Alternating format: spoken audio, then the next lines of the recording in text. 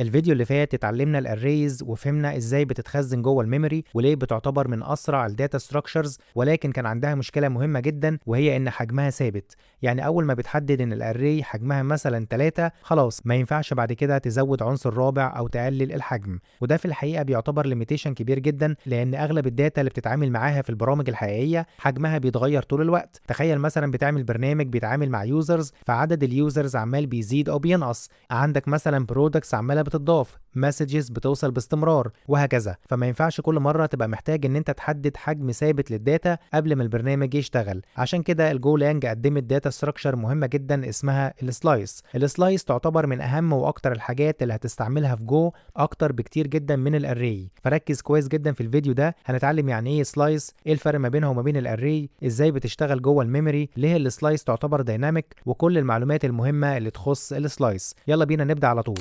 خلينا قبل ما نعرف ازاي بنعمل السلايس مهم جدا نفهم ايه اللي بيحصل جوه الميموري. لو فهمت الجزء اللي جاي ده كويس هتلاقي بعد كده السلايس سهله جدا بالنسبه لك ومش هتتلخبط ما بينها وما بين الاري. طيب خلينا نتخيل ان دي الميموري بتاعه الكمبيوتر. لما بنقول اننا عايزين نعمل سلايس، الكمبيوتر في الحقيقه ما يعرفش حاجه اسمها سلايس، هو فعليا هيعمل لك اري في النهايه. السلايس مجرد ويندو او فيو بتشاور على اري موجوده جوه الميموري، يعني في النهايه اي سلايس بيكون وراها اري حقيقيه متخزنه جوه الميموري. يعني مثلا لو عايز تخزن 3 ارقام زي دول 10 20 30 جوه سلايس هنسميها مثلا اكس. فعليا اللي بيحصل ان الكمبيوتر هيحجز لك 3 اماكن جنب بعض ويخزن لك الثلاث ارقام دول، وهنا كده مثلا هيتخزن اسم السلايس وبرضه هتشاور على اول رقم زي ما شفنا الفيديو اللي فات في الاري. ولكن الفرق هنا ان عن طريق السلايس انت تقدر في اي وقت تضيف رقم كمان وليكن مثلا 40. الجو هتروح بعد اخر رقم اتخزن وتشوف هل في مساحه فاضيه جنبه، لو لقيت مساحه هتخزن لك الرقم الرابع. ما تنساش ان الميموري مش مخصصه للبرنامج بتاعك بس، جهاز الكمبيوتر بتاعك فيه برامج كتير جدا وكلهم محتاجين مساحه من الميموري، فوارد جدا لما تيجي تضيف رقم للسلايس تلاقي بعد اخر رقم اتضاف مفيش مساحه متاحه. طيب وقتها ايه اللي بيحصل؟ وقتها الجو هتروح تدور على مكان تاني جوه الميموري يكون فاضي يسمح اننا نخزن الاربع ارقام بتوعنا، وتنقل كل الارقام للمكان الجديد بالشكل ده.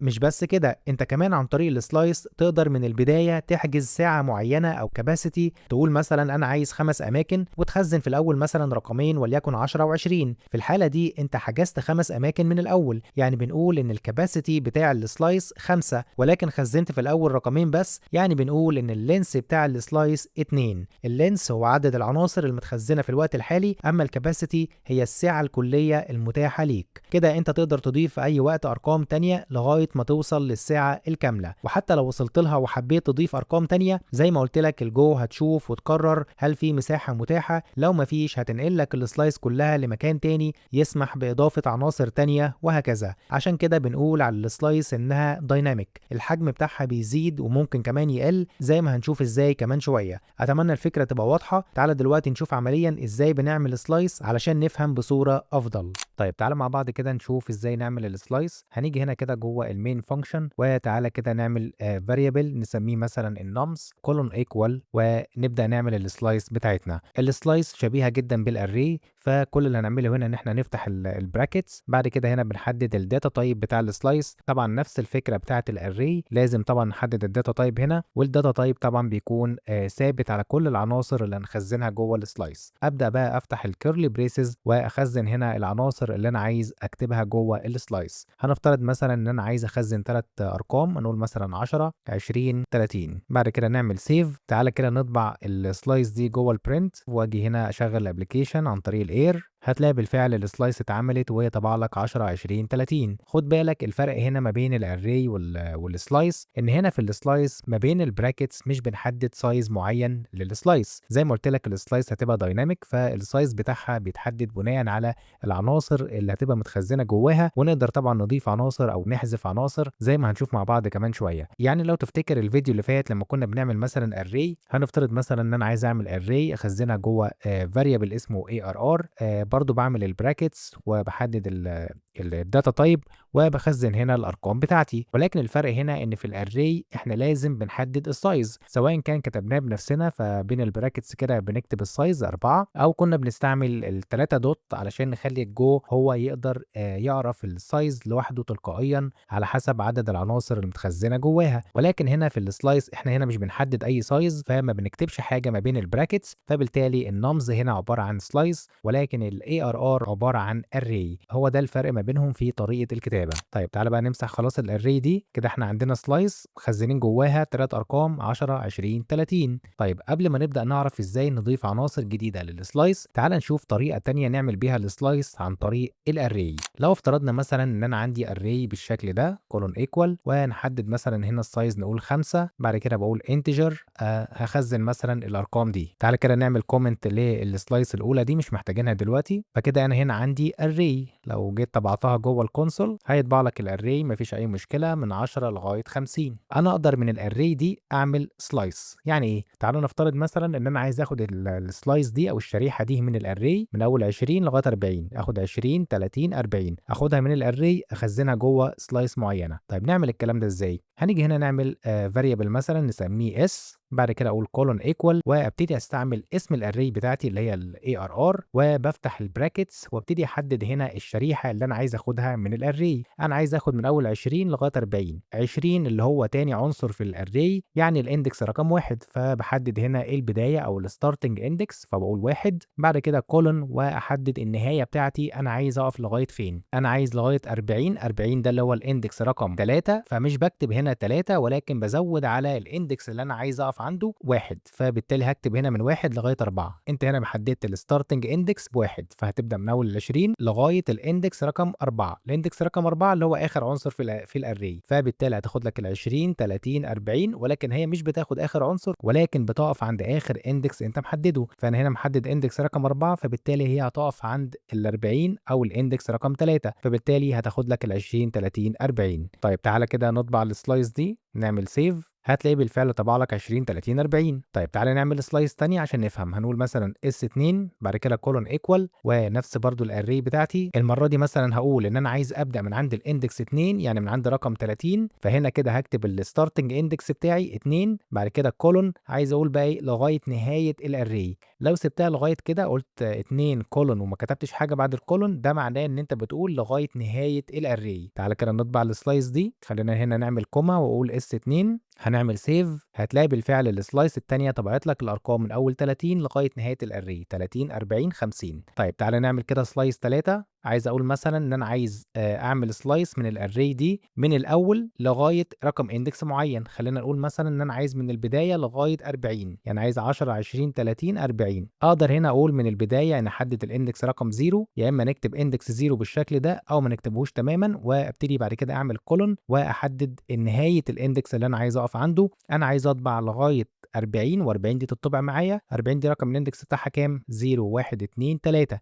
فانا هنا مش هكتب 3، لان لو كتبت 3 هو مش هياخد ال 40 معاك، هياخد الرقم اللي قبلها. طب انا عايز ياخد ال 40، فبزود على الاندكس ده 1، فهقول له هنا لغايه الاندكس رقم 4، فبالتالي هو هيقف عند الاندكس 4 ومش هياخده معاك، فهياخد الرقم اللي قبله على طول اللي هو 40. تعالى كده نطبع الكلام ده كوما، بعد كده اس 3 واعمل سيف، هتلاقيه بالفعل طبع لك 10 20 30 40. طب تخيل ان انا عايز اعمل سلايس من الاري كامله، عايز اخد كل العناصر اللي في الاري احطها جوه سلايس. اقدر هنا اقول اس 4 برضو نفس الاري بالظبط، بعد كده جوه البراكتس هنا مجرد بس ان انا هضيف كولون، انا كده بقول له من البدايه لغايه النهايه، يعني خد لي كل الارقام اللي موجوده في الاري خزنها لي جوه السلايس. لو جينا طبعنا كده الاس 4 هتلاقي بالفعل اخر سلايس طبعت لك كل الارقام من 10 لغايه 50. طيب دي كده كانت الطريقه الثانيه اللي بنقدر نعمل من خلالها سلايس عن طريق الاري. عندنا برضو اخر طريقه نقدر نعمل بيها السلايس عن طريق فانكشن اسمها الميك. تعالى كده نمسح الكلام ده. هاجي هنا مثلا واقول النم كولون ايكوال، في بيلت ان فانكشن اسمها الميك، موجودة مع الجو بتنزل تلقائيا. جوه الميك هنا هحدد انا عايز اعمل ايه بالظبط. انا عايز اعمل سلايس. السلايس زي ما اتفقنا بنفتح البراكتس بالشكل ده، وطبعا ما بنحددش هنا اي سايز. وبعد كده بنحدد الداتا تايب، هنقول مثلا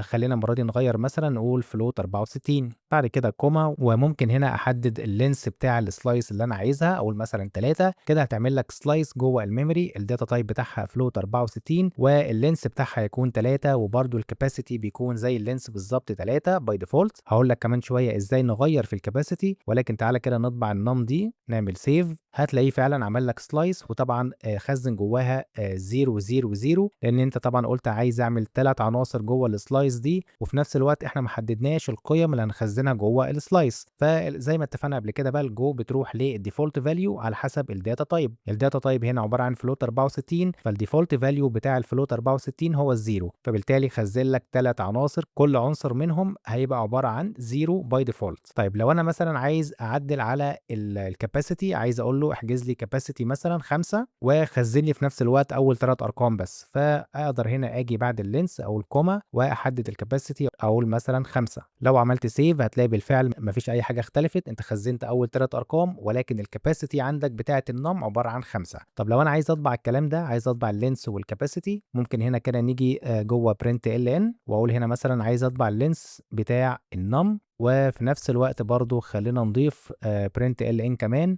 وعندنا هنا بيلت ان فانكشن اسمها الكاب من كاباسيتي، وابعت لها هنا برضو السلايس بتاعتي فتطبع لك الكاباسيتي بتاع السلايس. هنعمل سيف، بالفعل هتلاقي اللينس اتطبع 3 والكاباسيتي عباره عن 5. طيب دي كده كانت الطرق اللي بنعمل من خلالها السلايس. تعالى بعد كده نروح لحاجه تانية، وهي ازاي بقى نبدا نضيف عناصر جوه السلايس. تعالى نمسح الكلام ده كده وخلينا نعمل سلايس بسيطه جدا بالطريقه التقليديه. اجي هنا كده واكتب البراكتس بتاعتي داتا تايب انتجر، وابتدي هنا مثلا اخزن ارقام، اقول مثلا 1 2 3 بالشكل ده. تعالى نعمل سيف، هيطبع لك بالفعل السلايس 1 2 3. طيب انا دلوقتي عايز اضيف للسلايس دي، اقدر اضيف عن طريق بيلت ان فانكشن اسمها الابند. لو قلت هنا كده ابند وابتدي هنا ابعت السلايس بتاعتي كاول بارامتر، بعد كده بقول كوما وابتدي هنا اضيف العناصر اللي انا عايز اضيفها. تخيل مثلا ان انا عايز اضيف رقم 4 و5، فبقول 4 كوما 5 بالشكل ده. بعد كده بعمل سيف، ولكن طبعا خد بالك من ملحوظه مهمه جدا، الابند بترجع لك سلايس، فهترجع لك السلايس بعد طبعا ما ضفت لها الارقام الجديده. وانت عارف طبعا في جو احنا ما نقدرش نعمل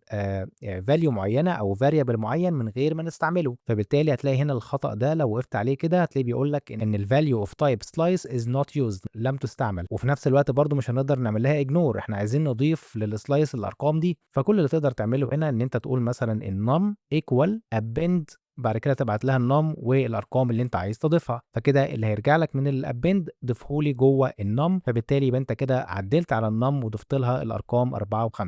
تعالى نعمل كده سيف، هتلاقي بالفعل الاول كانت 1 2 3، بعد كده السلايس اتضاف لها اخر رقمين اللي هم 4 و5. طيب دي كده الطريقه اللي بنضيف بيها ارقام للسلايس. طب تخيل مثلا ان انت عندك سلايس تانية، نقول مثلا num 2 كولون ايكوال، حدد برضو الداتا تايب بتاعها ونقول هنا مثلا ارقام 4 5 6. كده عندي السلايس دي فيها 1 2 3 والسلايس التانية فيها 4 5 6. انا اقدر دلوقتي اعمل سلايس جديده وادمج الاثنين سلايسز دول مع بعض في سلايس لوحدها. يعني ايه؟ هقول مثلا هنا الفاينل سلايس، بعد كده اقول كولون ايكوال واستعمل الابند بيلت ان فانكشن وابعت لها بقى الاثنين سلايسز دول علشان تدمجهم لي مع بعض في سلايس جديده اللي هي الفاينل سلايس. فهبعت هنا كده السلايس الاولى اللي هي النم، بعد كده بقول كوما وببعت لها هنا السلايس الثانيه النم 2، ولكن طبعا لازم هنا بعد السلايس الثانيه اضيف 3 دوت بالشكل ده. كده هتاخد لك العناصر اللي جوه النم 2 كانك انت كتبت العناصر بنفسك 4 5 6، ولكن طبعا بالطريقه دي هتكون افضل، فايا كان العناصر الموجوده جوه النم 2 هي هتفردهم لك كده هنا، فبالتالي تدمج لك الاثنين سلايسز دول مع بعض جوه الفاينل سلايس. تعال كده نطبع الفاينل سلايس دي، هتلاقي بالفعل الفاينل سلايس عباره عن ارقام من 1 لغايه 6.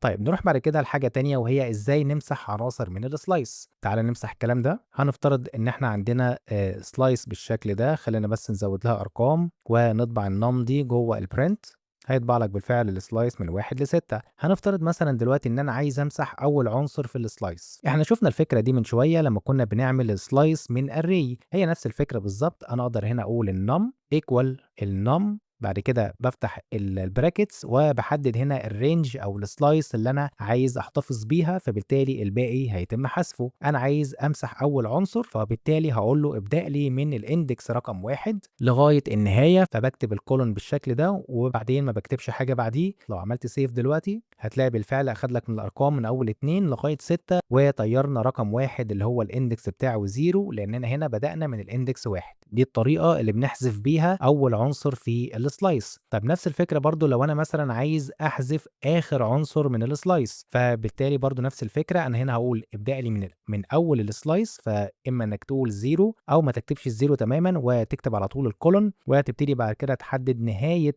الاندكس اللي انت عايز تقف عنده. انا هنا طبعا ممكن بدل ما ابتدي هنا اعد كام عنصر جوه السلايس، اقدر استعمل البيلت ان فانكشن اللي اسمها اللينس، بعد كده ابعت لها هنا النم، فكده هنا انا بقول له اقف لي لغايه السايز بتاع السلايس بتاعتك. ولكن طبعا ما تنساش ان الاندكس بيبدا بزيرو، يعني انت عندك هنا عدد العناصر من 1 لغايه 6، يعني 6 عناصر، وفي نفس الوقت بما ان الاندكس بيبدا بزيرو فاخر اندكس عندك 5. فانا هنا لو قلت له اقف لغايه اللينس اللي هو 6، اقف لي لغايه ال6، هو مفيش اصلا اندكس 6، فبالتالي هاجي هنا اقول له اقف لي عند اللينس بتاع النم ماينس 1.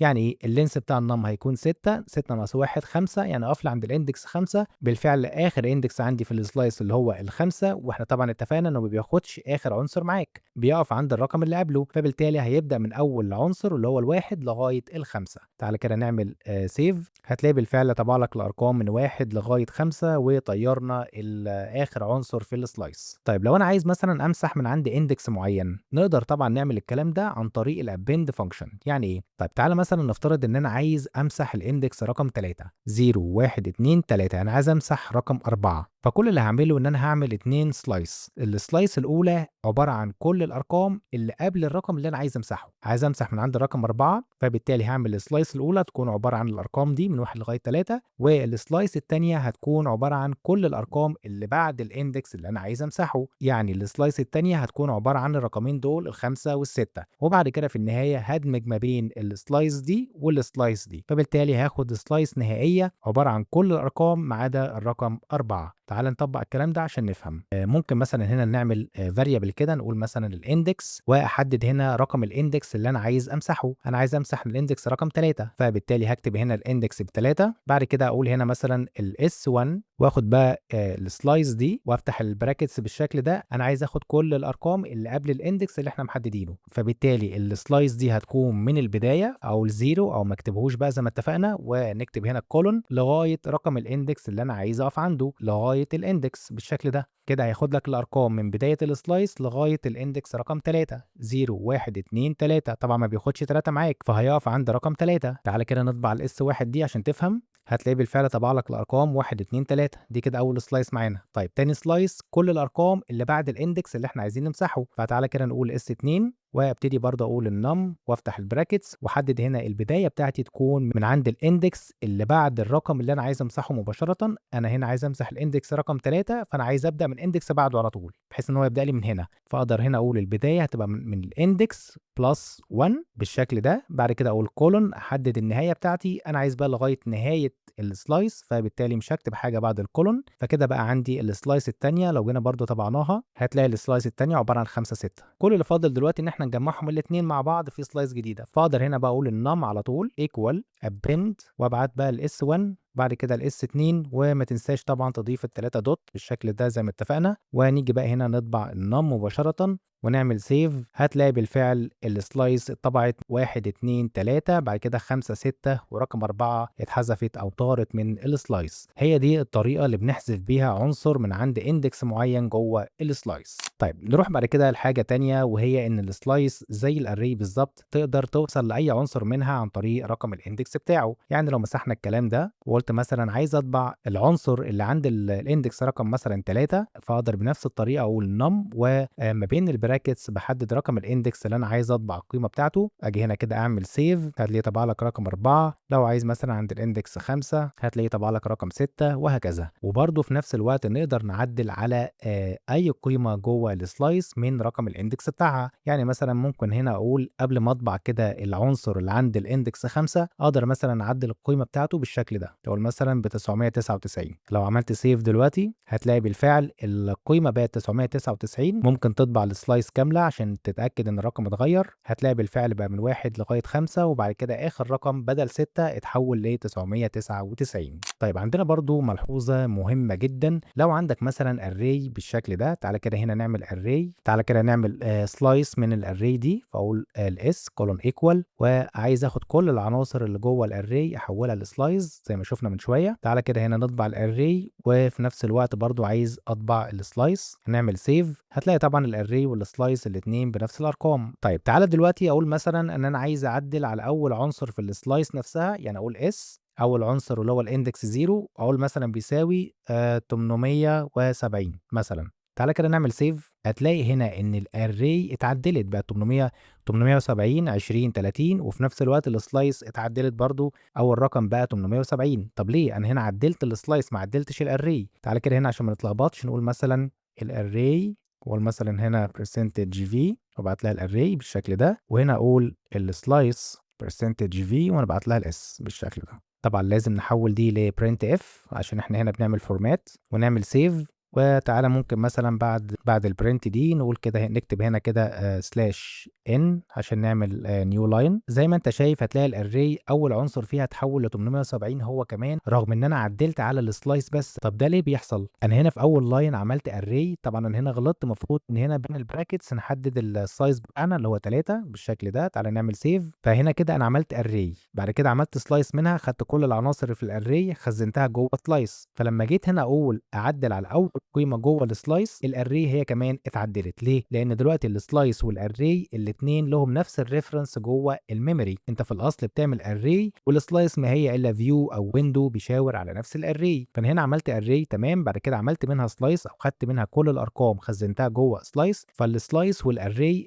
الاثنين لهم نفس الريفرنس جوه الميموري، فبالتالي لما جيت تعدل على السلايس الاري بالتبعيه هتتغير هي كمان. ولو جيت برضو في نفس الوقت قلت مثلا الاري عند تاني عنصر اللي هو الاندكس 1 اقول مثلا بيساوي 90، لو عملت سيف هتلاقي زي ما انت شايف برضو الرقم اتعدل في الاري وفي السلايس، الاثنين لهم نفس الريفرنس، فبالتالي تعديل على اي واحد فيهم هينعكس على التاني بالتبعيه. ده طبعا ياخدنا لنقطة مهمة جدا، وهي عملية الكوبي. لو تفتكر الفيديو اللي فات لما جينا نعمل كوبي من الاري، قلت لك ان الاري الكوبي بيهيفير فيها فاليو تايب، يعني لو خدت كوبي من اري جوه اري تانية، في الحقيقة اللي بيحصل ان النسخة اللي انت هتاخدها من الاري بتكون مستقلة تماما، التعديل عليها مش هيأثر على الاري الاصلية. احنا شفنا الكلام ده الفيديو اللي فات، ممكن ترجع له. ولكن هنا في السلايس الوضع مختلف، السلايس عبارة عن ريفرنس تايب، يعني لو عندك مثلا سلايس بالشكل ده، تعالى كده نمسح الكلام ده، هنفترض مثلا ان انا عندي سلايس مثلا A كولون ايكوال، بعد كده احدد هنا